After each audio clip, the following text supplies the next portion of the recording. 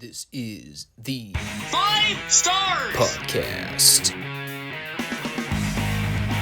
Let me talk to you.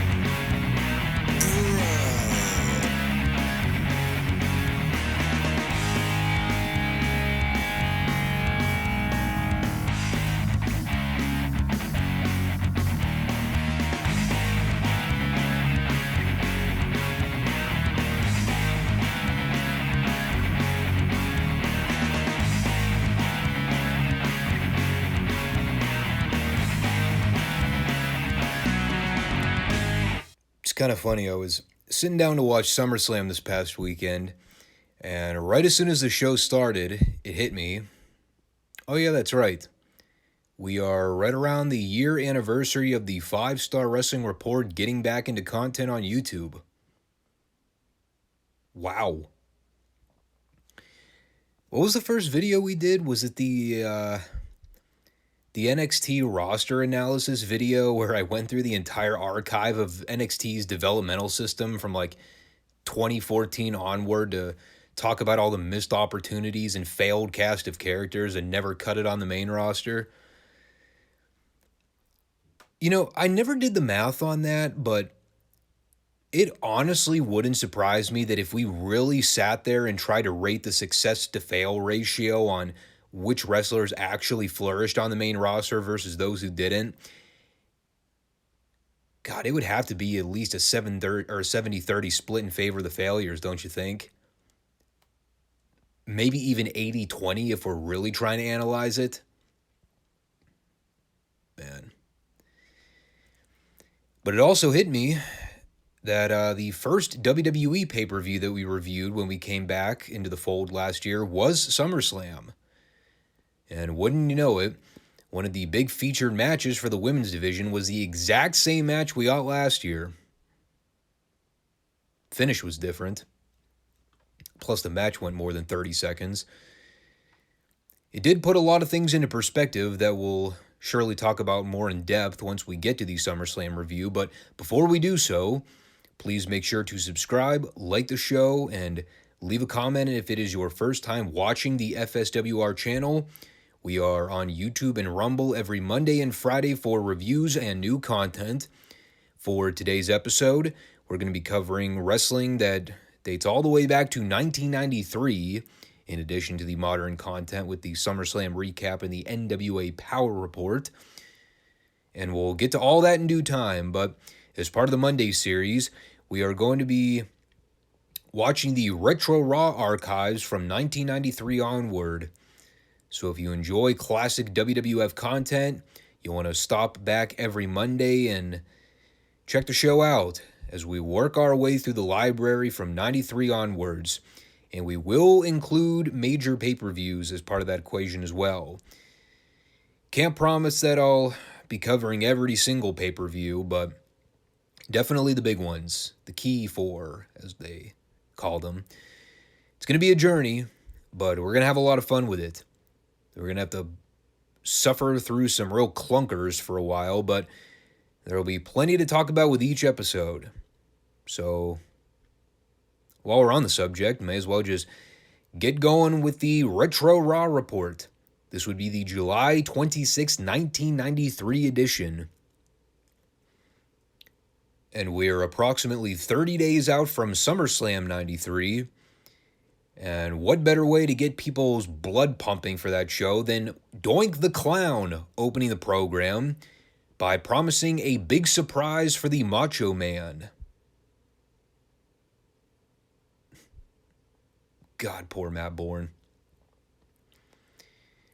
It's crazy to think that about 10 years prior to this, Bourne was one of the most heavily pushed guys on Mid-South Wrestling television alongside Hacksaw Duggan and Ted DiBiase as part of the Rat Pack.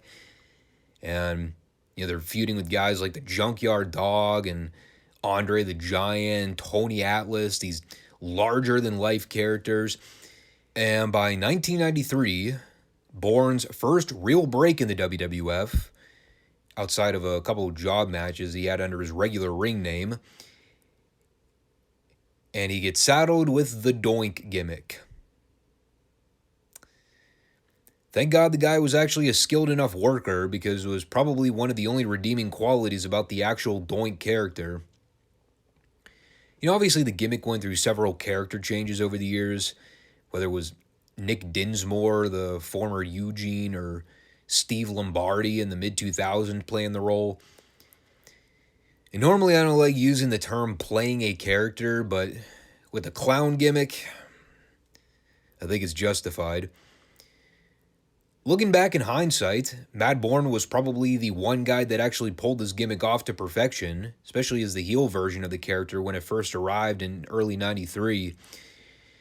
Like I said, though, he promised a major surprise for Savage later on, and considering one of the attributes of the original Doink gimmick was him pulling out random objects during his segments to toy with the fans, I was half expecting him to pull out a giant dildo as the big surprise. Was not quite that obscene. Our first match for the show was Bam Bam Bigelow versus Bret Hart, with Stu and Helen Hart in the nosebleed section of the crowd. Keep that in mind for later on. Of course, at this period, Luna Vachon was accompanying Bam Bam to ringside for his matches, and she was great in this segment. Standing there yelling at the fans before the bell, "Sit down and mind your manners." Bleh. I love Luna. And it's funny because, I just got done watching that Bryan Danielson match on Dynamite last Wednesday, where the entire story of the match was built around Danielson working a serious injury for the majority of the match. Guess he was going back and watching his old Bret tapes, because that is the exact same deal they were playing up in this match. Bret was firing on all cylinders early on, but right before they cut to their first commercial, Bret goes for a double axe handle off the second rope, and he comes down on his left ankle, and he starts selling it pretty considerably. And, of course, Bam Bam's targeting Bret all through the commercial break. There was a great spot when they came back where Bam Bam did a stalling backdrop suplex where he proceeded to hold Bret up in the air over his shoulder for like a solid 30 seconds before dropping him. That looked awesome. The best part by a country mile with this whole thing is, while Bret is getting absolutely massacred by this giant behemoth, they keep panning the camera up into the balcony to show Stu and Helen reacting. Stu is very stoic, and Helen was doing a cross between grinning and confusion. Like, she obviously knows that her son is getting the shit kicked out of him, but for some reason she's not sure how to react to it, so her go-to expression is awkward smile. But this all built nicely to a hope spot comeback for Bret before they pitched to their second break. Made funnier by the fact that Bam Bam had Bret in the chinlock prior to the break, and when they come back, Bam Bam still has the chinlock on Bret. Riveting viewing experience for the crowd, I'm sure. And once again, this all led to Bret milking a slow and steady comeback, which promptly led to the big angle in the match with Jerry Lawler and the Hart family. So, Bret goes for the sharpshooter on Bam Bam, but before he can lock it all the way in, we get the WWE trope booking of making their babyfaces look retarded, because when Bret sees Lawler in the balcony, he immediately lets go of the hold to try and chase after Lawler. And of course, he's thwarted trying to jump the guardrail from Bam Bam. And for the next several minutes, I am not kidding, this is the entirety of what happened. Bam Bam beat and beat and beat and beat and beat and beat and beat and beat on this poor Bret. And while Bret is selling and taking this ass whipping for about 8 months, Lawler is up in the balcony cutting a heat promo on the Hart family, while Stu and Helen are desperately trying to come up with some babyface one-liners to make comebacks at the King. God bless their souls. They gave it their best efforts, but yeah, Jerry won this promo battle by leaps and bounds. I particularly laughed at the line where he says, when Bret was born, Stu had to try and collect on his accident insurance. And the one thing I'll never take away from the King was his ability to be witty on the stick. But, like I said, this is one of those circumstances where the idea sounds good on paper, but it goes on and on and on for decades until finally Bret manages to break free from Bam Bam and jump the guardrail to run up after Lawler. And of course, by the time he actually gets into the balcony, Lawler is completely gone. So, good match through the first two commercials. And once Lawler entered the picture, it kind of detracted from the rest of the match, if I'm being honest. So following that, we had the SummerSlam report with Mean Gene, trying to hype up several of the big marquee pay-per-view matches, including Lex and Yokozuna for the WWF title, Jerry Lawler's match with Bret, and The Undertaker versus Giant Gonzalez in a Rest in Peace match, wherein the entire backstory of the RIP match is that only The Undertaker knows the rules of the match. But he doesn't want to explain them. Buy your tickets now. I also love Gene's controversial take on Jerry Lawler here, as he said, "In my humble opinion, Jerry Lawler is nothing but a big jerk." Them's fighting words, Mr. Okerlund. Following that, we had another Mr. Hughes squash, which was almost a carbon-copied repeat of the last Mr. Hughes match we recapped. It sucked, first and foremost, but the main takeaway was the backstage hand bringing out another giant black funeral wreath to put it ringside. Also, Hughes could tip it over and destroy it after the match. There's literally nothing else to add about it. It is important to keep this in mind. The build to The Undertaker versus Giant Gonzalez is being mostly put on the back burner to hype a Mr. Hughes Undertaker program, of which I don't remember if there was actually ever a payoff. They may have had a TV match or something, but I mean, Mr. Hughes was only around the WWF for a cup of coffee before completely vanishing. So, yeah. I have no idea if they actually ever blew this feud off. Guess we'll find out. These were challenging times for the wrestling business. Still better than where we are in 2022, no doubt, but yeah, not a great period for the wrestling product in the early to mid-90s. Then we had a plug for the WWF WrestleMania Superstars album CD, available at your local Kmart. Kmart! God, I'm fucking old. Then we had the Smoking Guns in tag action, aka the team of Billy and Bart Gunn, because, well, I guess the WWF needed a set of cowboys in 1993 to go along with the other cast of characters they were running with at the time. Clowns, cowboys, evil foreigners, American heroes, zombies. Only thing missing was the alien invader. Maybe that's what gave Chris Statlander the inspiration to pretend she was from the Andromeda Galaxy for a whole year. I did actually know that one of the job guys in this match was Dwayne Gill. Of course, later known as Gilberg, which is fucking awesome. Generally, the match was alright, I guess. Billy and Bart just manhandled these guys for about 5 minutes until Bart killed not Dwayne with the pile driver.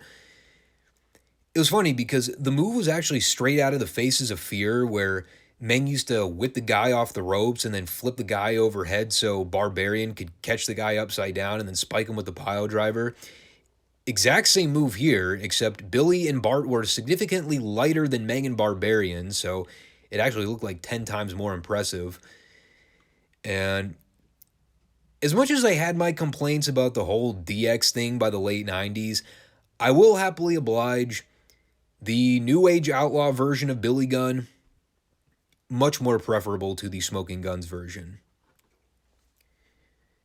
Speaking of evil foreigners, we were just joking about it a minute ago, Ludwig Borga.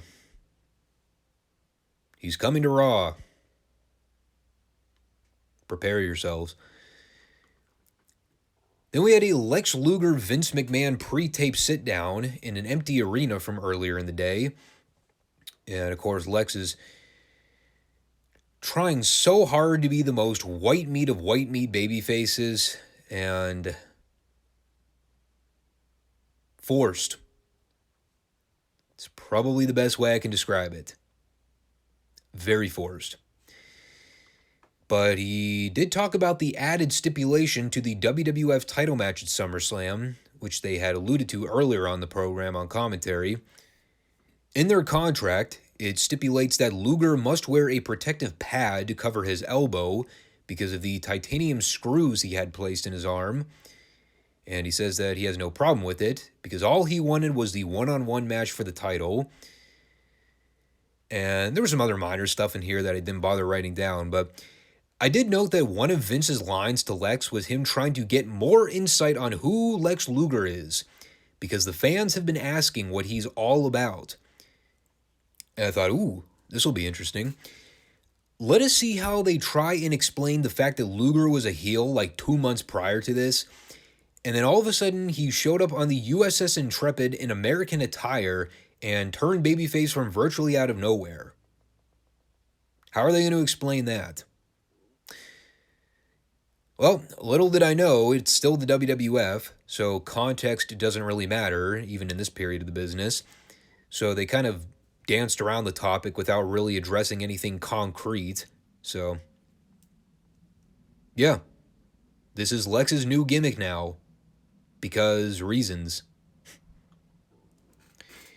And in the main event, we had a Doink Squash, and we already kind of covered the whole absurdity of the actual gimmick, but like I mentioned with Matt Bourne early on, he made this thing work in ways that it probably shouldn't have, considering the whole cartoonish nature of it. I mean, first off, the guy could actually work, so, his matches weren't ever just pure comedy for the sake of comedy. Like, he actually wrestled and worked like a traditional heel should. And, I never really read too much into what inspired Vince to want to do the evil clown gimmick to begin with. Never really read up on whether or not Vince was a big Stephen King fan in the 90s, or if he was inspired by Stephen Curry's portrayal of Pennywise, figuring like, oh, that'll be something that'll translate great on Wrestling Pal. An evil clown. That's such good shit. But, of course, it all kind of went off the rails once Bourne phased out of the WWF, and they kept trying to run with the characters of babyface. You started implementing the dinks and the donks and the midgets in there. Like, that shit was just awful. But even if I never really enjoyed the concept of Doink as a kid, going back and watching clips years after the fact and knowing more about Matt Bourne's ability to make that gimmick work, I mean, I definitely appreciate the original Doink character a lot more as an adult. As far as the whole afterbirth with him confronting Macho Man at the booth to set up the match for next week, it is what it is. The fucking decoy Doinks were hokey as shit, but this whole thing is the prime picture of what WWF was around this point. Again, we talk about Vince's vision for what he saw the wrestling business as with the whole sports entertainment garbage. Well, this is kind of that whole imagery wrapped up into one segment. It obviously never really held up at the time, nor does it years after the fact, but by this period in the business, the only other real major American promotion that was operating was WCW, which wasn't doing a whole lot better financially or booking-wise than 93 either. Yeah, Smoky Mountain was around by this point, but, it was nowhere near the WWF in terms of scope and impact. And Jim's even talked about this on his podcast, how it was never his goal to be a competitive brand of the WWF anyway. He ended up doing business with them, as a matter of fact. Now, with the territories all being bought out by this point, Vince wasn't really in a competing market at this point. So, from his vantage point, not having any knowledge about where the business was going to be in the next 6 years from now, he probably factored in that he won this whole thing and he could do whatever the fuck he wanted to and consequences be damned. It's crazy to see how the scope of the business can change so quickly, even by that period. Like I said this past Friday, though, the strangest thing of this entire show, watching Vince McMahon on commentary, and especially now knowing that Vince is no longer the head of the household, it's kind of sad to even go back and see these old retro Raws when it was, much clearer that Vince was more cognitively there. He actually looked like the old Vince McMahon, which is the way that I try to remember him, before all the facial reconstruction and Botox. But we're still about 5 weeks out from SummerSlam 93, which we will review as part of the Retro Raw series, or Retro Review series, I should say. So stay posted there, because that'll be an exciting time in the next few weeks.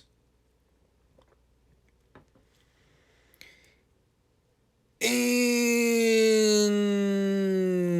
cue the misogyny comments.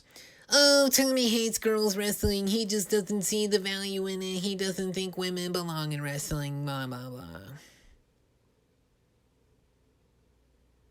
All right, you got that out of your system? Good. Now we can have a rational conversation about this week's Powerrr episode. Look, I have said this before, and just in case we have any free-floating new viewers, I will reiterate my point. I do not hate women's wrestling. I'm actually a big advocate of women's wrestling when it's good. And that has always been the caveat for me. When it's good. I know there are a lot of people out there that really enjoy women's wrestling. And if you're one of those dudes or dudettes, more power to you. But if you've watched this channel for a period of time, I've been very vocal about my opinions on women's wrestling in the modern product. And, beyond the conversations we can have as to whether or not the average viewer actually gives two shits about women's wrestling one way or the other, and believe me, there's a big difference between enjoying female wrestling and tolerating female wrestling on television. And despite what you might hear people say out there, I think there's enough evidence to show that most modern fans are more on the tolerable side of the spectrum. They see it, it's there, sometimes they react, sometimes they don't, and it really doesn't impact or hinder their viewing experience one way or the other. A lot of the time, it's simple enough for me to just skip over it because, if I'm watching AEW, for example, normally they'll have a few women's pre-tapes here and there throughout the show, maybe one actual girls match altogether. In the grand scheme of everything, it's probably between 10 and 15 minutes I'm skipping over, if that. But when you got shows like the one the NWA did this week, where it was mostly a feature for the women's division, that's asking a lot of me to want to sit there and subject myself to 45 minutes of mostly girls' content. And once again, it'd be one thing if they had a really stacked, loaded female roster with the best talent out there. If they had Serena Deeb, Thunder Rosa, Bianca Belair, Rhea Ripley, Becky Lynch, top-tier girls like that, I could probably get on board with watching a mostly all-female wrestling show. But, beyond my whole issue with them calling it Empowerrr, that's some feminist-leaning bullshit right there that I just can't get behind. And they probably don't mean it for it to come across that way, but as a viewer watching, I'm smart enough to know what the word empowerment means in the scope of the way we use it politically today. So right away, this is just a turn-off for me. The biggest problem, however, is that when you look at NWA's female roster, not sorry to say this, they don't have a strong enough female division to substantiate a whole show built around the girls. It's just not there. Camille is the most believable top female they have in that company, and even though she's the champion, she does not have the ring experience to try and basically carry an entire program on her back. So I had qualms with this show as a whole, if you haven't already figured that out yet. The problems came right with the opener, with this Kenzie Page, Casey Lennox match. Right out of the gate. The girls go for a collar and elbow tie-up, and what is the first thing I see? The old NXT training model of skipping or galloping into the lockup. It used to be the most laughable pet peeve of mine in NXT back in the day, because every girl would do that little frilly gallop into the collar and elbow every single time without fail.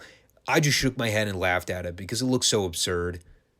And what makes the whole thing that much more ridiculous is the fact that there's an obvious size difference between the two girls here in terms of height. So, of course, the one that looks significantly more intimidating in stature, the one that you think they ought to push, well, of course, she's the jobber. So, even visually, this whole thing just felt off from the beginning. And I tried to watch this all the way through, but at the point Casey started the whole banshee screaming, I just fast-forwarded, because I was not about to deal with that bullshit for the rest of the show. Luckily, this is the only girls' match that had the ear-piercing squeals, but, yeah, that was turn the channel heat for me. Except I didn't turn the channel, per se. I just moved the scroll bar to the next segment. And regrettably, it wasn't followed with anything much better. We had a miserably faithful promo with Mae Valentine, surrounded by ominous red lighting. Highly convenient. And, well, the short and sweet of it is, James Mitchell did a phenomenally hokey WWE-style promo to put over Max the Impaler, and all I could say by the end of it was, if this was 1997 when this stuff was a little more socially acceptable in the business, it probably would have worked. However, in the year 2022, no. Max has a great look, and while her and Camille for the women's title sounds great on paper, the association of the miserably faithful is way too indie for me. Which is what I was afraid was going to happen when they had Mitchell aligned with Max last week, so looks like they'll end up ruining her for me in no time. Now, here's a women's match that I did check out in full, because this one was actually interesting to me. It is Kylan King versus Taya Valkyrie. And if you've been watching my Powerrr reports, I've been very high on Kylan. Her work has been very good. She's very professional. She takes everything she does seriously. Taya, with what little exposure I've gotten to see of her in the NWA, I've heard a lot of great things about her. So I've been keeping my eyes peeled, waiting to see what the hype was all about. And this was actually good. The girls looked like grown adult athletes. They had intensity to everything they did. They weren't fucking squealing to the top of their lungs like goddamn harpies the entire time. It looked like a real professional wrestling contest between two competent workers that know what they're doing. It was babyface versus babyface, which normally I'm not a fan of, especially when it's just a cold match with no reason behind it. But they made it work. They didn't do anything to win match of the year on the PWI charts, but it was easily the best wrestling match on the show, bar none. Taya won with a cool-looking submission, so she's apparently getting the title shot at the NWA 74. Kind of sucks for Kylan, because she had a really impressive showing with Camille at the last pay-per-view. I was kind of hoping she was maybe going to get a rematch of some sort, but now they're running with Taya this go-around. That should at least be a good match in the sense that Taya has experience, so she'll be able to work well with Camille and guide her along well. So, once again, going back to the top segment with me joking about awaiting the incoming flux of Tommy Hates Girls Wrestling comments, well, here's me positively critiquing a girls match. If this was the only girls match in the entire show, surrounded by other men's matches at a more elite level, it would have fit in perfectly. Elsewise, this was the best match on a program where everything else was lousy by comparison, because there really wasn't any credible competition to it. It's cold, hard truth. You don't like it?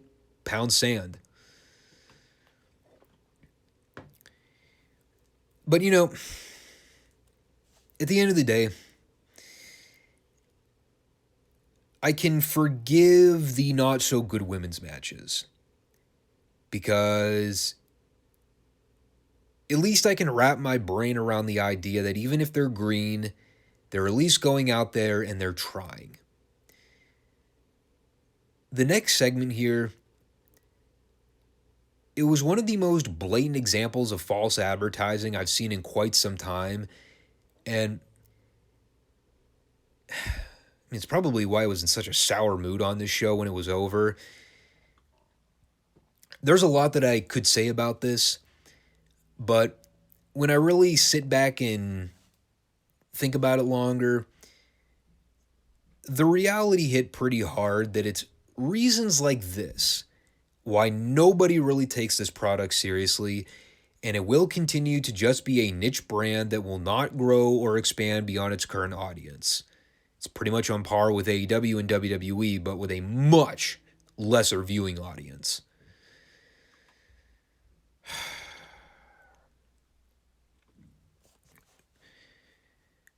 So Billy Corgan did a podcast with someone. I have no idea who. I mean, everyone has a podcast at this point, so who can even really keep track at this point?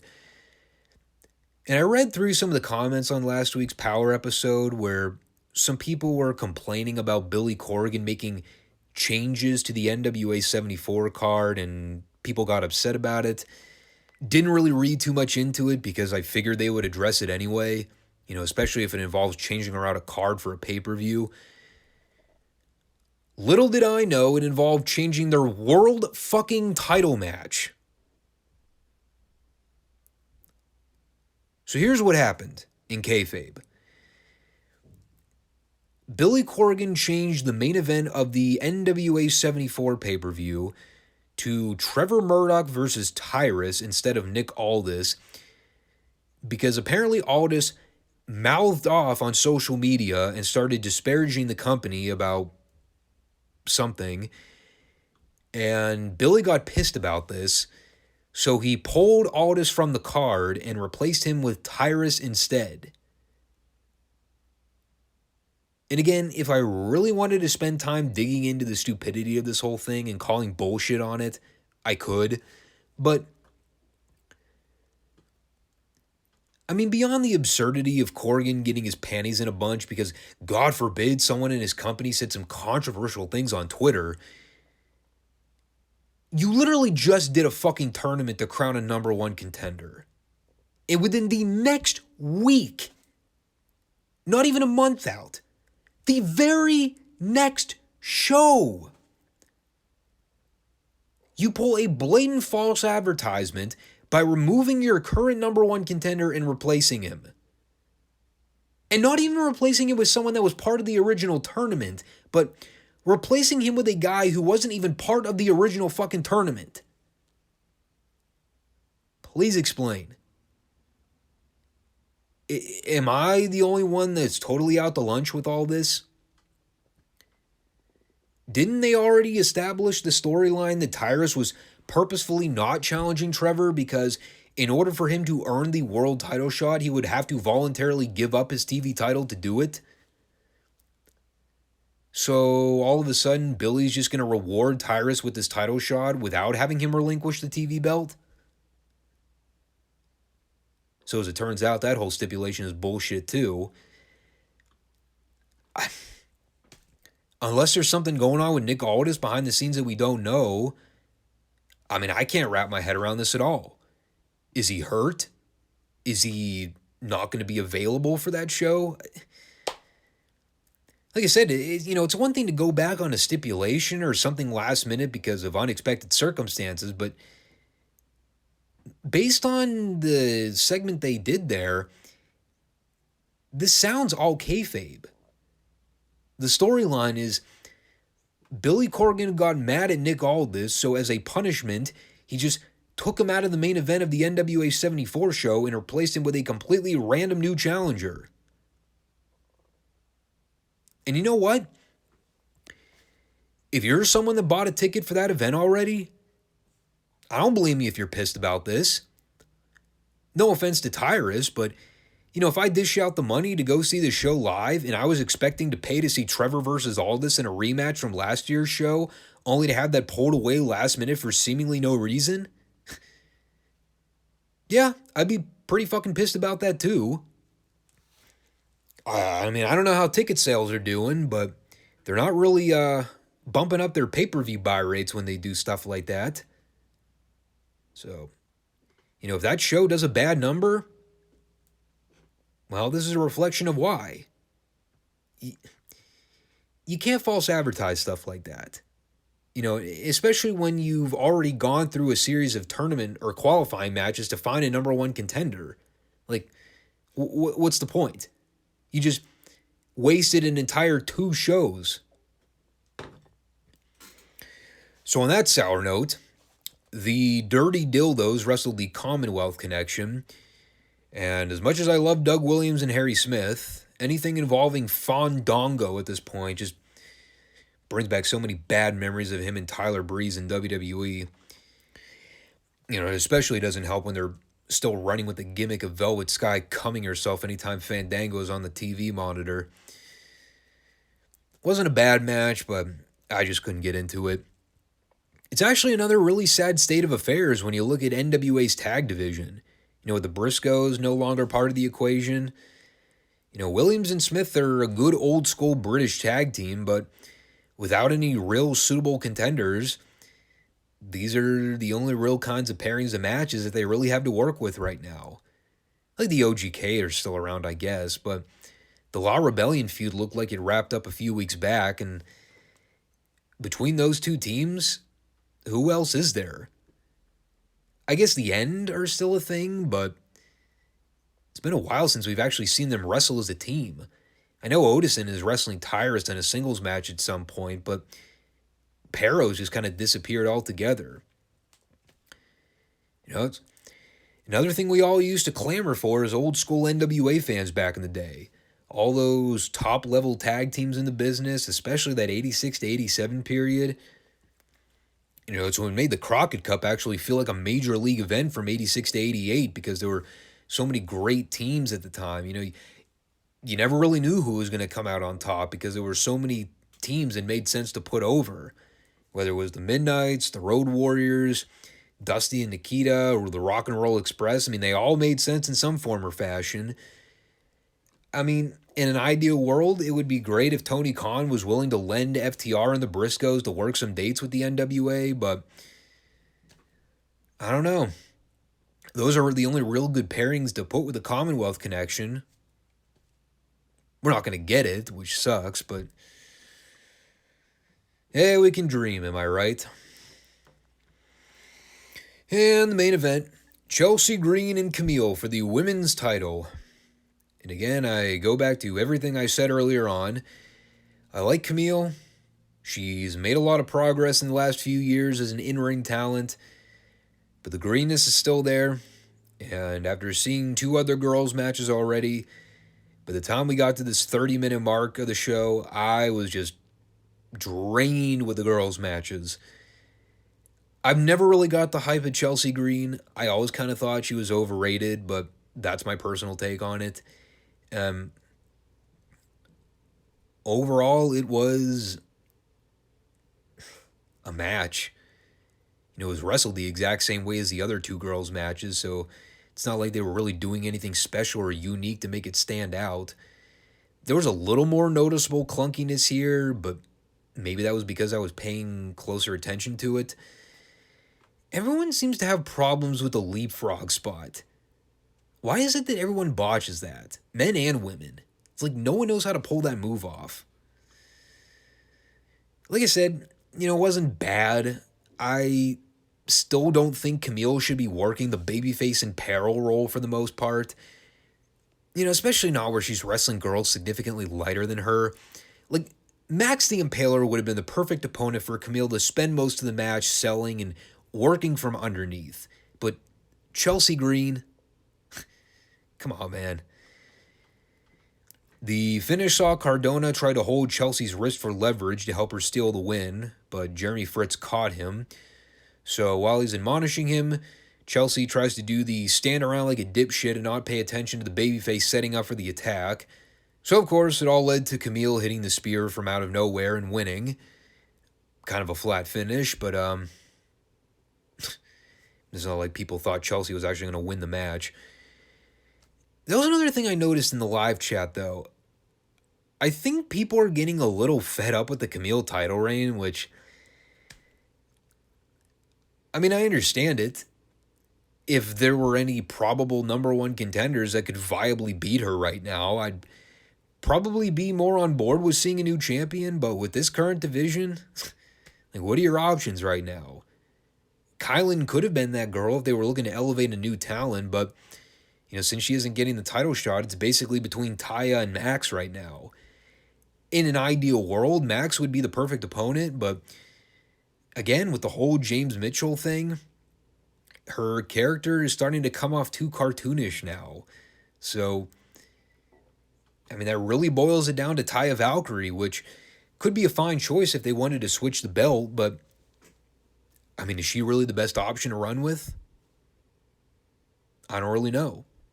I haven't seen enough of her work to judge one way or the other. But I just find it funny how you got people actively complaining about the long-standing one-time champion. This is the instant gratification world of pro wrestling. People run hot and cold with talent pretty frequently, so again, it's not really all that surprising people would be fed up with this title reign. Anyway, I'm basically going to summarize this show by just giving you my impression as a longtime fan of the business, still trying to latch on to any redeeming qualities I can find with the modern product. The NWA does a lot of good things, but they also do a lot of modernized stuff that bugs me and rubs me the wrong way. As far as the all-women show, I mean, if they're going to do it, they're going to do it. It's not my cup of tea. It doesn't really represent the National Wrestling Alliance in the traditional sense, but I also understand that there are a lot of people out there that really enjoy women's wrestling and they want to see more of it. So, if this is what the NWA is trying to gear toward for its audience, so be it. I think it's a good reality check to give some of those fans out there. There is a reason companies like Shimmer or WOW don't really get a lot of publicity. Again, if you dig it, you dig it. You like women's wrestling, it's your kind of niche, congratulations. But like I said, if this is what Billy and the NWA think is the best business decision, fine. More power to them.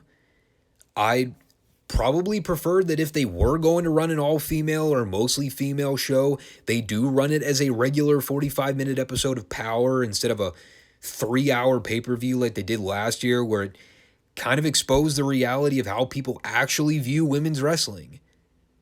Because especially with a pay-per-view where people have to dish out the money to buy it, if I remember right, that Empowerrr pay-per-view did a horrible buy rate, despite attendance for the show being relatively decent. You know, this show didn't piss me off or disenfranchise me from the product in any way, but I still do believe personally that the NWA focuses way too much attention on the female roster. You know, there are still plenty of male talents that are far and away superior to anything the female talent can do. So this just kind of felt like a throwaway show. Call it what you want, but that's my take. Again, if you like this form of 50-50 egalitarian-driven wrestling where they devote split time for the boys and girls segments, okay. It's not going to bode well for the company in the long term, but once again, you know, if these people are going to try and be a serious product and appeal to the old-time wrestling fans, I can promise you this, operating a 50-50 sports-driven program between the men and the women, it's probably not going to hit home with the older fan base. Call me misogynistic, call me out of touch, Call me a stick in the mud, call me whatever you want. I'm just giving it to you like it is. So, you want to take me to task in the comment section with your keyboard fingers, go for it. But I'm just giving you my honest perspective of it. Well, if there's one thing that WWE never fails at, it's production. I always love the concept of the outdoor arena shows, but I'll tell you, man, streaming these things in high definition on my computer really adds to the overall feel, even if I'm only watching it at home. You know, especially when you got that little bit of broad daylight before the sunset, really gives a unique vibe that you can't really get when you're in an indoor arena. So this is SummerSlam 2022, and I think the biggest takeaway for a lot of people post-show is the fact that this is the first WWE live event / premium special without Vince overseeing anything. So people are going to be looking on where the new changes sort of come to the forefront. You know, where's Hunter's influence on the show going to stick out? And trust me, they stuck out. There were several moments on the show where I was like, yep, that's a Hunter call, or yep, that was a Hunter idea. Be it on the commentary or any of the angles they shot throughout the night, which we will get into in greater detail as we run down the card. Overall, though, I think how you felt about the show as a whole depends on how much stock you were putting into Hunter and Stephanie having major influence on any drastic changes. The rumor I had heard was that a lot of this show was still going to be geared for outcomes and finishes that Vince initially planned or wanted. So even if we had spurts of Hunter making calls that weren't originally intended, it was still mostly a Vince McMahon show. Now, how this translates onto subsequent live events going into the latter half of the year, that'll be the real interesting talking point. I'll kind of touch on my overall opinion once we get to the end of the review, but as I always like to do with these WWE shows, I'm going to run down the card from top to bottom and share some of my insight on the matches. And again, if you've never watched the channel before, I do not watch Raw or SmackDown. So every WWE live special review that I do, it's coming at it mostly from a casual viewer's take. Obviously, I might have some insight on feuds that date back to the previous shows, or, you know, if I read about something online about a current character or story. But by and large, I mostly rely on the pre-match video packages to explain what's going on and why I should care, which WWE usually does a good job with, especially with the high production of their hype promos. So they open with Bianca Belair and Becky Lynch for the Raw Women's Championship. Obviously, this is the featured match that I touched on earlier that we saw last year. Only difference is this match actually got time, and it wasn't a 30-second squash where the plan totally backfired because they tried to book Becky as a heel after she just came back from her hiatus. The thing that immediately sticks out when I see Becky and Bianca is just how far and away superior WWE's female division is to AEW's. And that is not a direct knock on AEW, but my God, dude. You take one look at Becky and Bianca during their entrances, the first thing that hits you immediately, these girls are actual stars. They're presented like top attractions, they're decked out in phenomenal ring gear, they conduct themselves at an elite level, and it always shows. You know, I've put over these girls plenty of times before, so I'm not going to go too deep into that discussion again. I mean, I knew Bianca was a megastar the first time I saw her debut in NXT. You know, beyond the fact that she's absolutely beautiful, I mean, she's got the natural it factor that is so hard to come by in the business these days. You know, if MJF is the it factor of the men's division in 2022, then Bianca is the it factor of the female division, no question. And while I'm usually iffy on the idea of trying to open a wrestling show with a women's match, I mean, Becky and Bianca are two girls that I'm totally fine with seeing open the show. With that said, There were a couple things that bothered me about this, one of which had to do with the actual match. The other is a personal take on one of the girls. And again, I preface it by saying that I'm a fan of both Bianca and Becky. But the one thing that really stood out to me watching this match, it's honestly one of the overall problems I have with the WWE system and the way they train their talents. It stands out more with the girls because I think there's more of a tendency for clunkiness in their matches. The biggest thing I noticed about this match was the problem I see in a lot of WWE matches anymore.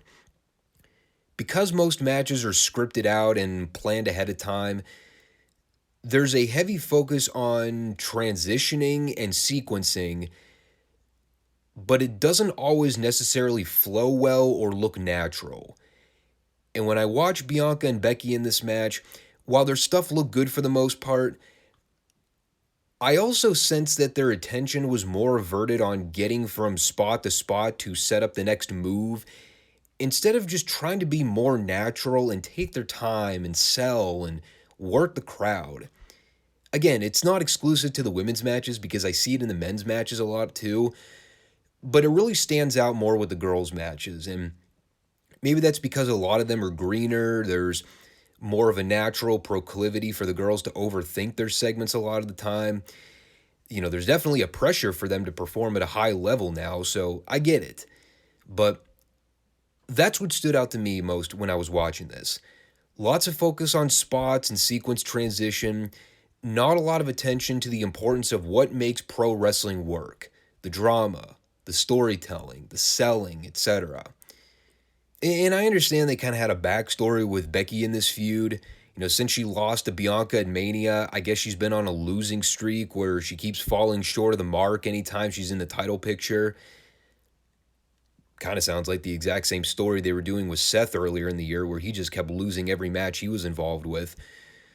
So, you know, as far as Bianca going over clean at the end with the KOD and her and Becky doing the respectful handshake at the end, it's probably the best move to go with. Keeping Becky heel at this point just seems like swimming up shit's creek without a paddle. It's not doing anything productive for either party. I mean, the fans obviously want to cheer Becky, so turning her face probably makes the most sense. And, you know, while we're on the subject of her, another thing that really bothered me while I was watching this match. Look, I know Becky had a baby in the last year. She's obviously cut a lot of weight since she came back from maternity leave. But you've heard me sit here and express my concerns about Adam Cole being way too skinny and not having a lot of muscle tone. Becky Lynch is way too fucking skinny. Like, she's never been particularly bulky or anything, but the entire time I'm watching this match, I'm just looking at her arms and I'm like, where the fuck did her muscle definition go? Her arms are literally twigs. There's no visible bicep or tricep definition at all. I don't know what her diet or workout sessions look like, if she's even really hitting the gym consistently now, but someone needs to talk to her about it because she's way too thin to be taking heavy bumps like that. I'm not saying that she needs to be a genetic jacked freak like Rhea Ripley or anything, but I also would like to look at Becky work without worrying about her arms snapping in half. So that was another thing that just kind of stuck out to me watching this match. As far as the whole post-match deal goes with Bayley, Dakota Kai, and Io Sky, as I guess they're calling her now, kind of hard to judge one way or the other. It seemed like the whole thing was more designed for the initial pop than it was, you know, actually having any kind of game plan or big angle in mind. Because the whole thing was just, they come out in layered entrances, they confront Bianca and Becky in the ring, and even with the 3-on-2 numbers advantage, they just end up backing down and walking away. I was like, okay. Hell of a debut. It was good to see him again. I always liked Dakota and Io in NXT. Bayley's fantastic. I mean, she's easily my favorite of that original crew with Becky, Charlotte, and Sasha when they all came up together. And I never liked Charlotte or Sasha to begin with, so kind of narrows it down between her and Becky as the two I actually saw as the bigger attractions. Again, though, here's the problem. If we're trying to analyze this as a fair critic, Bayley, Dakota, and Io were obviously going to get big pops, especially when you factor in that Bayley hadn't been seen in well over a year, and Io and Dakota, like to my recollection, I don't even think they were under contract with the company in the last week. So why are they heels? At least I presume they're heels. That's how it came off to me watching at home. Becky and Bianca were clearly the baby faces, and Bayley was mouthing off to them on behalf of her little unit before they all backed away and left. And I know the whole babyface heel dynamic in modern wrestling is kind of broken, but if the group is going to get cheered everywhere they go, isn't this just going to end up creating problems for Becky and Bianca? Because now it's going to split the crowd, which is not really something you want to be doing if you can avoid it. I mean, I'm interested to see what Hunter's plan is for them, because I like the idea of all 5 of these girls working in some form or fashion with one another. I just don't like the idea of the crowd having to pick and choose sides, because even though one side is supposed to be heel, they're all too likable as talents to want to boo. So up next was the Miz Logan Paul match. And of course, my immediate thoughts when the Miz comes out: what the fuck are they doing with Tommaso Ciampa? That was Vince's vision for Ciampa in WWE? Making him a lackey for the fucking Miz? Seriously. And once again, going back to critiquing WWE's phenomenal production management, somehow managing to take a Miz versus Logan Paul celebrity match and make it look like one of the biggest goddamn attraction matches in the last decade. And if y'all remember that WrestleMania review from earlier in the year, go back and listen, man. I did not think all that much of the idea of Miz and Logan Paul teaming together, much less feuding. But you know, I've checked out his clips. I've listened to a few of his promos on YouTube. He's certainly not the worst celebrity they've tried to make into a pro wrestler. Logan Paul actually looked impressive in this match. I mean, you could tell the guy's taking the business seriously and he actually wants to learn. He already shows more promise than about 90% of AEW's over-bloated roster. The Miz is what he is in 2022.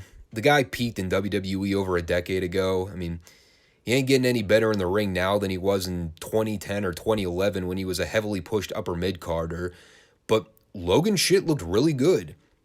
He's got great leaping ability. His basics look solid. He sells well. He has a good grasp on timing and pacing. I mean, for all the things I talked about that bugged me about the layout of the Bianca-Becky match, where it just felt too much like we have to get to this spot and now we have to get to this spot, and you can actually audibly hear them calling spots for a lot of it, this one felt like an actual struggle. You considering the little time the guy's been training, Logan Paul is exceptionally good for his level of experience. You know, and as far as the wrestling aspect of things go, I enjoyed it a lot more than I thought I would. Of course, you knew they were going to end up trying to dress it up with all the smoke and mirrors stuff eventually. The whole sequence with AJ Styles coming out to run off Ciampa during the match was kind of goofy. Like, come on, we're supposed to believe that AJ was able to convince the production truck to hit his music for a run-in that AJ never would have saw coming if this were real. With all that said, and again, I don't know who laid out this match or who was agenting this thing, but this whole finishing sequence really kind of put into perspective another major problem I have with modern wrestling: not knowing when too much is too much and when to go home. So after AJ runs off Ciampa, Logan decks Miz with the phenomenal forearm for a pretty good near fall, And he takes Miz out to the floor to set him up on the announcer's table. And already in the back of my head, I'm thinking, oh no, is this going to be pushing the envelope too much? But I'll be damned. Logan set up Miz on the announce table. He goes up to the top ring post, hits one of the best frog splashes onto the Miz I've seen in a long time. It looks safe. Both guys sold it well after the landing. The crowd went nuts for it. And then they immediately ruined it. And look, the announce table spot was great. I probably wouldn't have done it on the second match on the card if I were booking it, but the spot looked fantastic. Here's the problem, though. Why wasn't it the finish? You do this phenomenal high spot with Logan putting Miz to the announce table and crushing his rib cage. Also, he could toss Miz back into the ring so they can do another minute of stuff with Maurice trying to run interference, which then led to the problem of Miz getting back to his feet so he can try and hit Logan with a gimmick, only to get hit with the skull-crushing finale for the 3. So a frog splash through the announce table from 12 feet in the air isn't enough to kill the guy, but getting hit with a wrestling move, that was enough to put the guy down for a pinfall.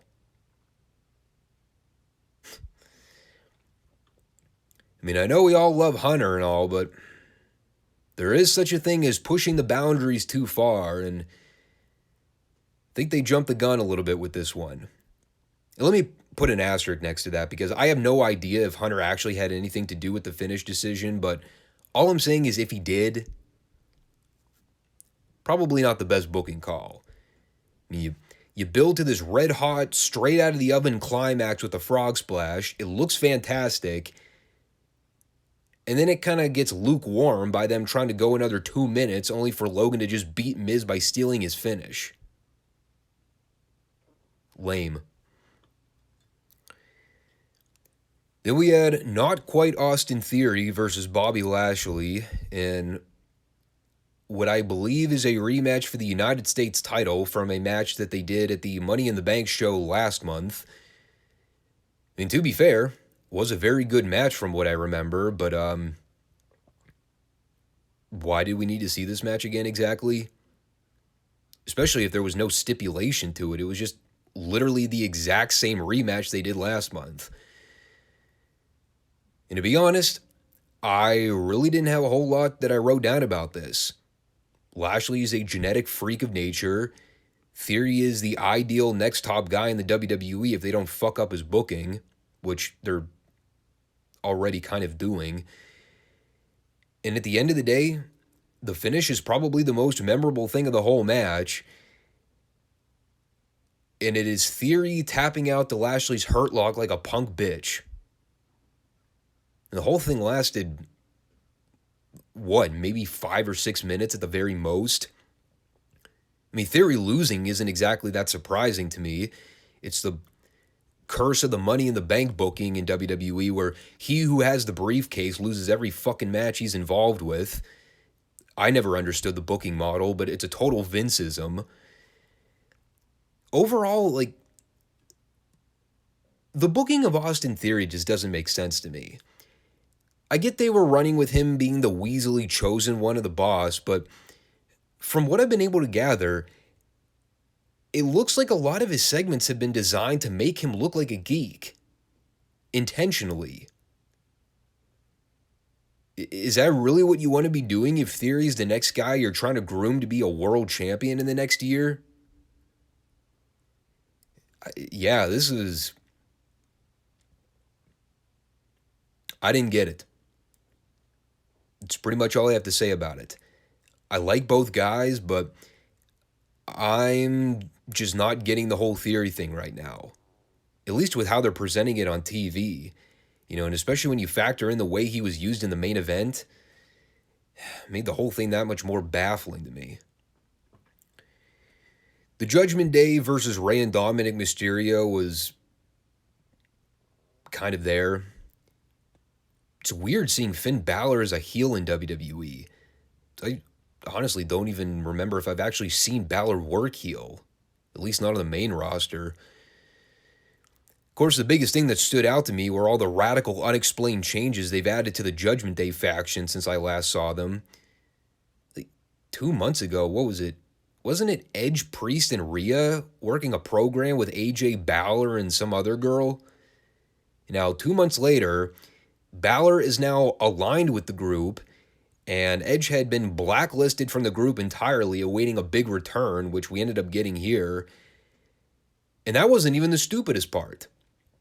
What was stupid about this whole thing was that they say the match is no DQ, and it starts with one of those goofy only in modern wrestling deals where both teams are cooperatively standing on the apron, tagging in and out until like halfway through the match where they decide to break out the chair.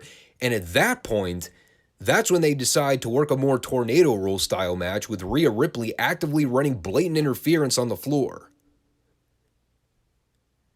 Why did Rhea wait until the chair came into play to start causing shenanigans? Why didn't she just go in there from the beginning to help Priest and Balor beat the shit out of the Mysterios? She was perfectly capable of taking them. Christ almighty, she gave Dominic an electric chair spike on the apron. I mean, I would have totally bought Rhea going in there to work a handicap match. It's not like the ref was going to do anything anyway. Generally, up until the Edge angle, this was what I would describe as a fine top-of-the-hour Raw match that was happening on a SummerSlam show, and it's kind of how I viewed the entire match. Priest and Balor are obviously great workers. Ray is almost incredible for his age. I mean, he still wrestles like it's 1997, and he's in the prime of his career. Dominic, well, like I said, Ray is great. And I'll say this, the Edge thing was cool as fuck. And even with the execution of the finish with Ray and Dominic kind of butchering the Stereo 619 spot, I can look past it because of the two spears that Edge hit on Priest and Balor. I mean, those are probably the two best spears I've seen Edge hit since his return to the company. Now look like Edge circa mid-2000s with the way he hit those spears. Yeah, he looks more badass with the short haircut, too. That was a great call. And, while I know the whole Judgment Day change-up is old news now because I really haven't gotten the chance to talk about it since the Backlash pay-per-view when the original group was still together, from Edge's viewpoint, I totally get that he didn't like the creative direction Vince wanted to take it, especially if they were going to try and make it cartoonish to the point where it just got absurd. Here's the problem, though. Without Edge at the helm, sort of guiding things along, who's the cult leader now? Is it Balor taking the place of Edge? Is there another guy that they're waiting to introduce to the group that we haven't seen yet? I mean, the idea of Balor, Priest, and Rhea in a faction doesn't sound bad, but without that strong mouthpiece to carry the promo segments, kind of just feels like three talents toiling around and doing matches without a real purpose. The other problem, and I talked about this when I gave you my first impressions on the Judgment Day, what's the end game for the group members? Right now, nobody in the faction has a belt of any kind. They're just three mid-carders feuding with another mid-card tag team. And in the beginning stages of assembling the group, that's fine if you want to start them in that position so they can work their way up the card. But we're like several months into this thing now, and based on the way I've seen them presented to me, they're no better off as a group now than they were when the original incarnation was a thing. If the goal isn't to elevate them to win the tag titles or put any of the singles belts on them, what's the point? Why would anyone care about the group or what their motivations are? Like I said, the match existed, and as much as I like most of the guys involved here, it just seems like another case of WWE wasting opportunities. And the problem for a guy like Damian Priest is that he probably only has a couple more peak years left in the business given his age. Balor, kind of the same deal. They're not like broken down or anything, but they're not necessarily young guys. And, the problem with Balor is he's been booked like shit for so long. Would anyone even take him seriously as a world champion at this point? mean, Rhea may turn out to be the biggest star of the whole group, but she's another one that's really cooled off in the last couple years. No thanks to her job into Charlotte and Mania when it made absolutely no fucking sense to do it. Seriously, fuck Charlotte Flair. Keep her off of television as long as possible. Pat McAfee versus bum-ass, bland-ass, boring Corbin. You know, I will say this.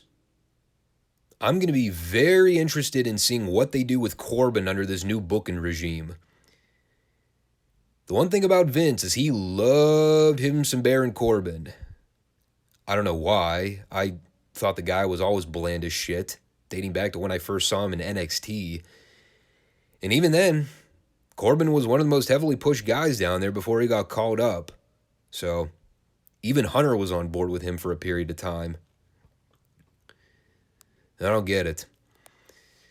But, once again, the pre-match promo did a great job selling the people on what these guys' beef was with one another.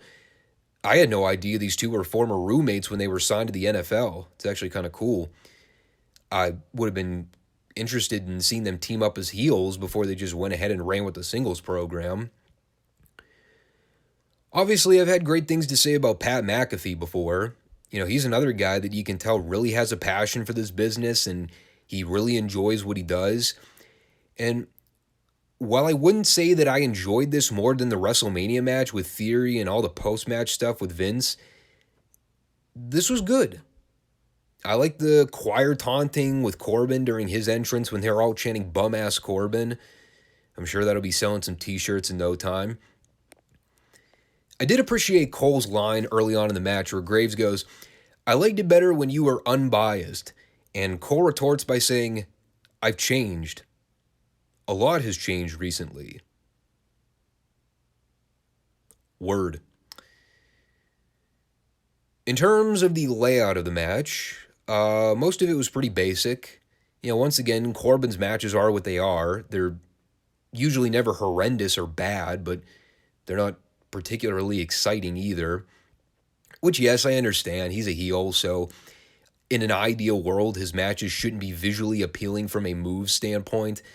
But, you know, even facially and the way the guy carries himself, again, it's just, nah. He's a passable worker. He does all the right things in terms of work, but he just doesn't come off as the heel you want to see get punched in the face. It's just, there's no spice to him. It's just bland. No flavor. And believe it or not, the most effective heat angle we had in this match was Corbin getting into a shoving match with Cole.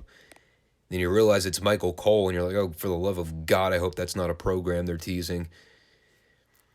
There was a pretty scary moment here toward the end where McAfee went for a diving senton out to the floor and almost lost his balance on the top rope. Could have ended horrifically if he ended up slipping, but he pulled it off. I believe Cole called it the Swanton Bambini, to which Graves immediately retorted with, "The what?" My thoughts exactly. Cole was actually pretty good for most of the night. And now that he doesn't have Vince shouting in his ear the entire time, he can actually be a little more natural. The finish was horrendous beyond belief, but somehow the people went ballistic for it. Goes to show just how over McAfee is, I guess. The whole deal at the end was the ref got bumped for a minute, which allowed for McAfee to lowball Corbin in the groin, and he goes up to the second turnbuckle to hit, I believe he was attempting a code red, but kind of just turned into a botched Canadian destroyer. Again, though, people went nuts for it. So he got the clean pin, sort of. I presume the feud is over now. Under the old administration, this feud probably would have dragged on for another 7 months, and Corbin would have got the win at the next live special, or on Raw the following night. Like I said at the top, though, this was not the best McAfee showcase, but you know what? Call me crazy. You want to know who he reminds me of? Shane McMahon. Think about it. He isn't the most experienced in training. He's not someone that's going to do a million flips and 450 splashes for no reason. Not everything he does is going to look visually appealing, but he's got a presence. He does the one or two oh shit spots in his matches, and he always creates those few memorable moments where you look back and remember them after the fact. Is he as good as Shane was back in the day? I don't know. I mean, he's only had like 3 or 4 matches with the company, so it's hard to judge right now, but there are a lot of similarities in how those guys worked in the ring. So I'm keeping my eyes peeled on Pat McAfee because he's got something. He really does. Then we had this little buffer segment with Drew McIntyre, which was actually kind of a highlight on the show because of Drew's wittiness. Obviously, the best part is him hyping up the main event. Brock Lesnar versus Roman Reigns for the first time in Nashville. So, at the end of the day, the story is even WWE is sick of this fucking feud. Phenomenal. Speaking of first-time ever matches, boy howdy, the Street Profits wrestled the Usos for the tag titles. Never seen that one before. But this one had a twist. For reasons that were totally unexplained, they assigned Jeff Jarrett as the special guest referee. Because they were in Tennessee, I guess. He still looks good. For mid-50s, the dude still looks to be in good shape. He's still got some muscle definition in his arms. I was disappointed we did not get the Fargo strut. Big missed opportunity there. Now, of course, the one good thing about Jeff as the guest ref is that he was actually going to enforce the rules because he is old school, so he at least knows how actual tag team wrestling works. He wasn't going to let guys do double team spots for 3 minutes at a time while he just stands there jerking himself off. And he even ended up getting physical a time or two here, which is great. We need more referees like this in the business today, where they're actively stepping in and getting involved when the wrestlers aren't cooperating with them. By the way, I think this was the match where I took notice of the kid that was holding up the sign that said, "D's nuts." There were some very ostentatious signs throughout the crowd. I think there was also a guy that had a t-shirt on that read, "I just turned heel," which I kind of cackled at. And, well, to tell you the truth, I think I spent most of this match paying more attention to Jeff's officiating than I did the actual match. I honestly have nothing to say about this that I already didn't cover in last month's Money in the Bank review. I've seen just about every kind of Usos match I could possibly see. To me, they've always been a very good team, but, you know, beyond the whole thing at the end where Cole was trying to sell us on the bullshit of them being the best tag team of all time, at this stage, I'm just over the Usos, man. It's like the New Day. It's a been there, done that, how can we miss you if you don't go away scenario. Overexposure. It's the biggest problem with Jimmy and Jey Uso. They've been around for so long now, you're not really getting any versatility with them. I'm just done with them. You know, probably the most surprising thing about the whole match was them not going with the heel swerve with the Street Profits. I think a lot of people were expecting that based on the rumors we were hearing about WWE's plan to split them up after last month's special. I mean, it's entirely possible they do it on Monday night, but with the way Ford acted throughout the entire match, you could definitely tell they were setting up something. And if they are going to break the team up, Ford is definitely the one going heel. But, I mean, you could even hear the audible groan in the crowd when the Usos won, man. And I really can't blame them. You know, they've exhausted virtually every team they have right now. You know, unless WWE plans in on bringing in FTR to challenge the Usos for all the gold. Like, all seriousness, who else is in line for a title shot now? I honestly don't know. But the burnout factor of the Usos has definitely crept through with a lot of these recent specials, and that's not just me saying that. Listen to the crowd, man. The WWE audience is a very passionate, loyal fan base, but even they're sick of this thing. You know, it's easy enough to sit here and say the wrong team won, but this might actually be a real circumstance where that's a very true statement. We had this brief heat angle with Matt Riddle and Seth Rollins that, again, just kind of felt like a filler segment on the show. I have no idea what the point of it was. Riddle just called Seth out for a fight. Seth willingly came out. And then Seth just laid out Riddle with the stomp.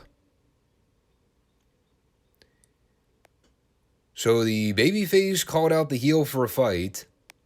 The heel promptly answered by taking the fight to the babyface. And then the heel just laid out the face like a complete schlub. There was no foreign object involved, no cheap shots or low blows. Just Seth answered the challenge. They brawled in the aisleway, and then Seth killed Riddle with the stomp. What a geek Riddle turned out to be. I wish they would have expanded it out longer so they could just cut out this Ronda Rousey-Liv Morgan match altogether. Good Christ, this was fucking awful. We were told during the ring entrances a pretty sad state of affairs, too. The three women that have pinned Ronda Rousey in WWE, Charlotte Flair, Becky Lynch, and Liv Morgan. And believe me, you all know my thoughts on Charlotte, but one of these things is not like the other, let's be frank. There's really not a whole lot to say about it, because the whole thing went less than 5 minutes, and the story goes something to the extent of Ronda beat the shit out of Liv until Liv got the fluke win at the end. Here's the thing that sucks above all else. The finish was actually really clever. I think they actually did this same finish with Brock and Taker at SummerSlam back in like 2014 or 2015, whenever that match was. Here's the difference. The reason the Taker-Lesnar finish was well done is that you actually had a desire to see that match again. Does anyone actually want to see another Ronda Liv title match?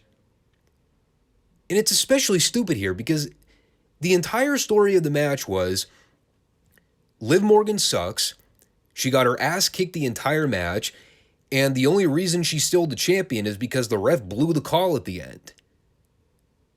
Definitely made Ronda a sympathetic character in the whole equation, but why would anyone want to see Liv as the champion after this? This was... I don't know, dude. I already called bullshit when Liv cashed in Money in the Bank on Ronda last month because I thought that whole angle was dumb as fuck. And maybe if the character dynamics were reversed here, it would make sense because, I mean, think about it for a minute.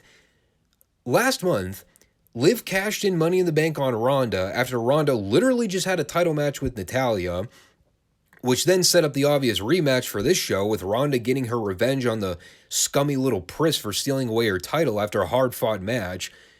So they go in there, Ronda massacres this chick for like 5 minutes straight, only for Liv to manage to scurry out of the match with the belt by sheer luck. And okay, if that's the story, great. Makes perfect sense. So explain to me why in this circumstance, we're supposed to boo Ronda and cheer Liv. Unless it was all designed to lead to a double turn, I can't figure this out for the life of me. In fact, based on the afterbirth, with Ronda beating up the official and laying out Liv, it looked like they were pushing for Ronda to stay heel while Liv remains a face. And again, the story is, your SmackDown Women's Champion sucks, but you should cheer her because, I don't know, she fought her heart out? Or something? No, fuck you. How about that? But then we had the big showdown. The first ever, never before seen dream match of all dream matches. Brock Lesnar versus Roman Reigns in Nashville. And it's last man standing.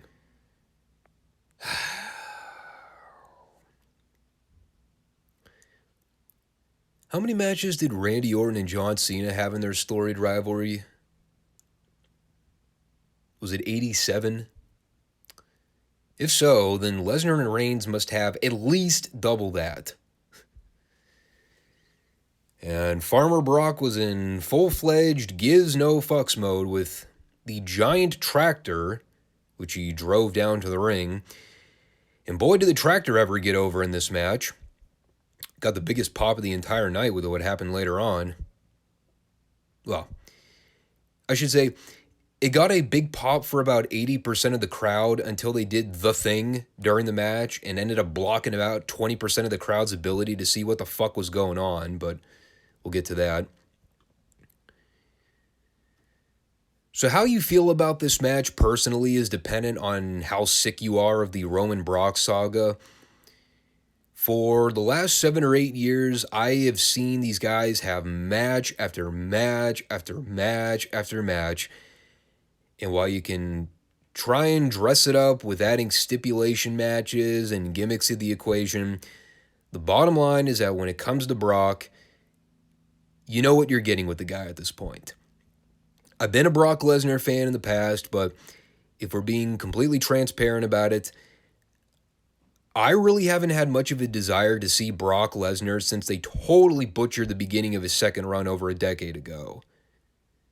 It's easy to forget that, but remember when he came back and lost to John Cena in his first match back?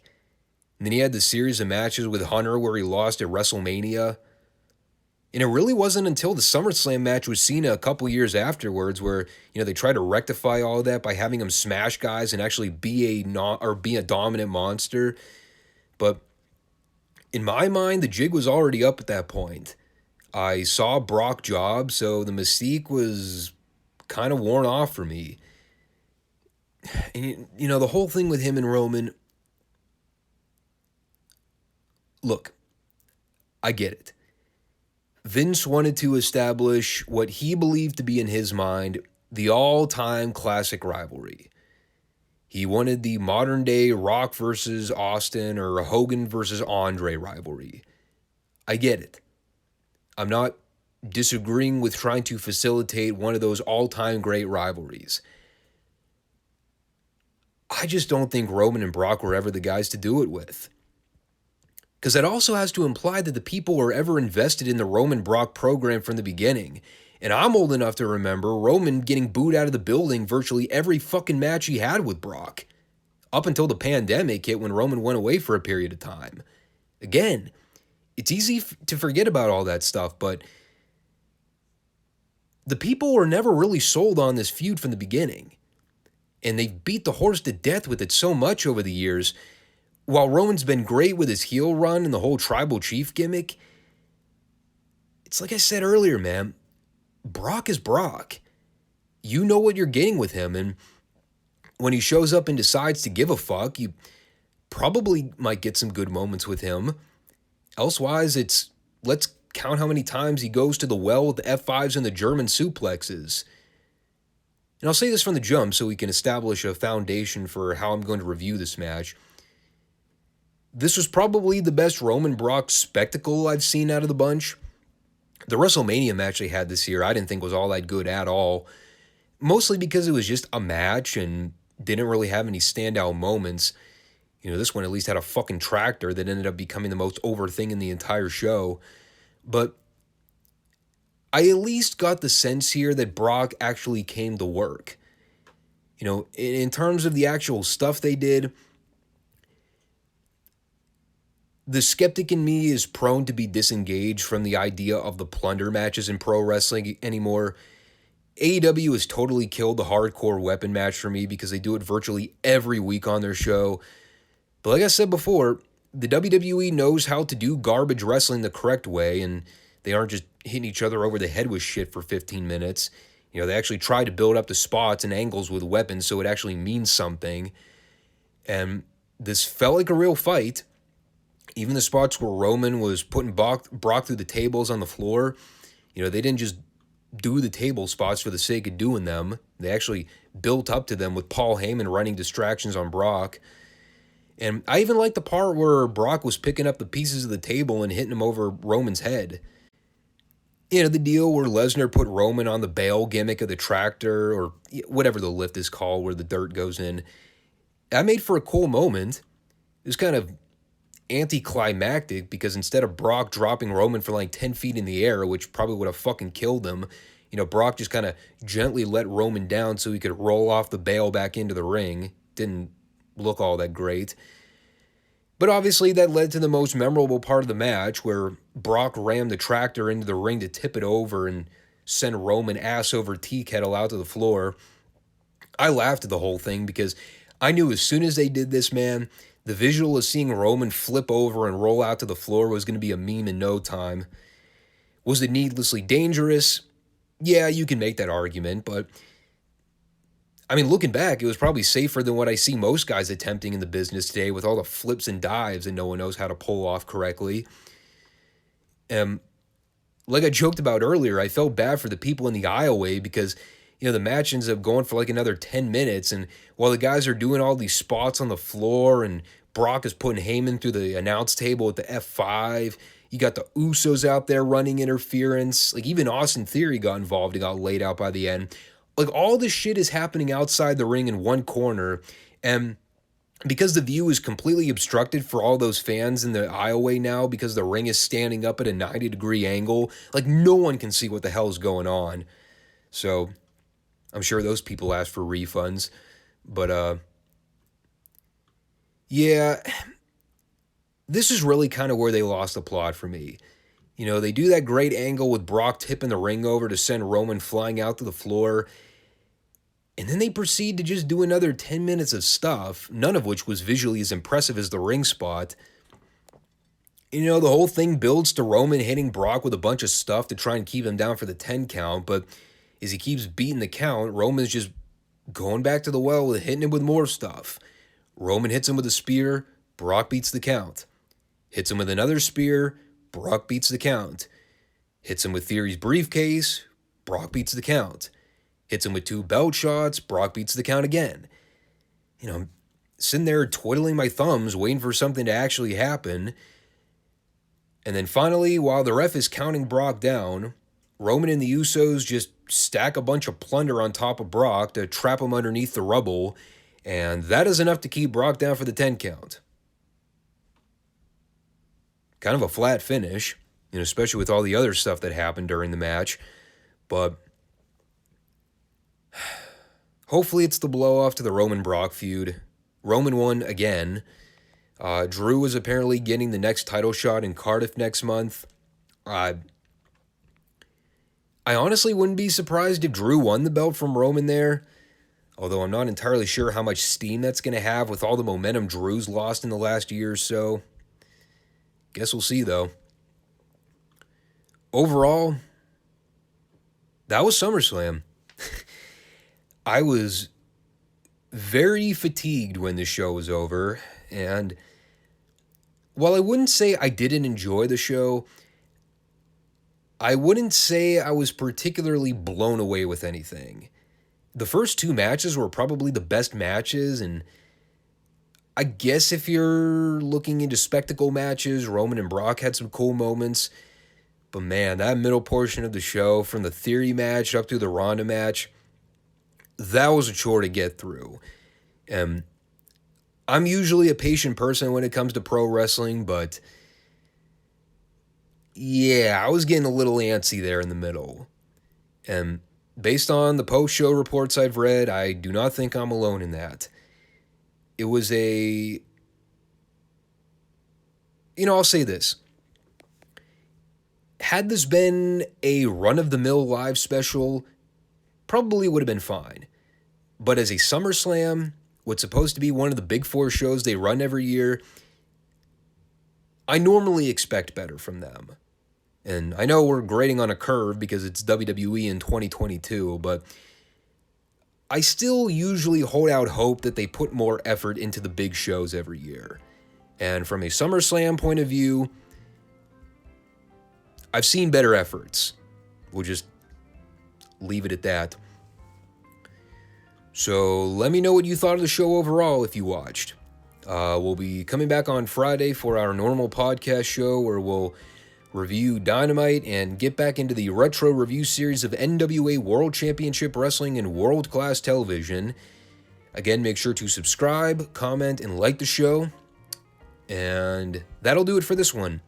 Kind of an abrupt wrap-up, but well, this show's already going to be a little longer than usual anyway, so the outro doesn't need to be extensive for this go-around.